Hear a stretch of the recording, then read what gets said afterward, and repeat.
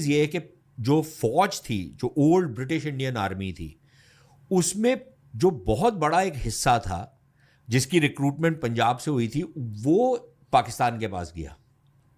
तो फौज बहुत बड़ी थी, सिविल सर्विस बहुत छोटी थी, और पॉलिटिकल लीडरशिप जो थी वो कोई बहुत ज़्यादा उसके पैर नहीं थे ज़मीन पर।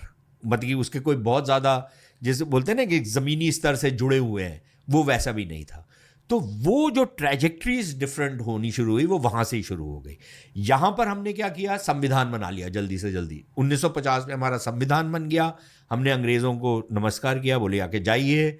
बाबू राजेंद्र प्रसाद यहाँ पर राष्ट्रपति बन गए, नेहरू जी यहाँ पर प्रधानमंत्री थे, और एक एक एक कॉन्शियस एफर्ट था कि जो मिलिट्री है वो सिविलियन अथॉरिटी के नीचे रहेगी।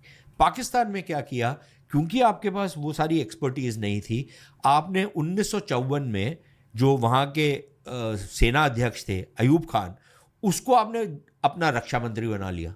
तो आपने तो वहाँ से ही इनको एंट्री दे दी ना कि आप राजनीति में आ जाइए, ठीक है। उससे पहले आपने इनका इस्तेमाल किया कश्मीर के अंदर 1947-48 में, जब आपने कश्मीर में कबायली रेड किए, वो भी आपकी फौज नहीं किए, वो फौजी लोग उसमें इन्वॉल्व थे जिन्होंने सारा तामझाम शुरू किया, ठीक है। आपने वो शुरू किया, उससे फौज के अंदर बगावत की भी, वो जिसे बोलते हैं, जड़ें पकड़नी शुरू की बगावत की। फिर 1950-51 में रावलपिंडी कॉन्स्पिरेसी केस होता है जिसमें इन सब लोगों को अरेस्ट किया जाता है, ठीक है। तो ये सारा तामझाम तब से लेकर के फिर 58 में फौज ने सारा शासन संभाल लिया, और जो सिविलियन लोग थे, जो राजनेता थे, उनको खुड्डे लाइन लगा दिया, उनको साइड पे कर दिया, खुद आपने शासन संभाल लिया।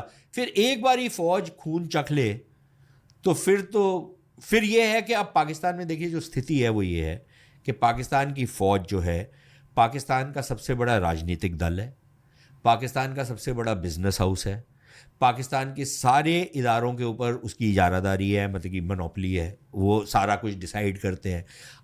तो अब ये उनकी स्थिति है, और पाकिस्तान की फ़ौज ही पाकिस्तान बन गई है, लोगों की कोई अहमियत नहीं रही।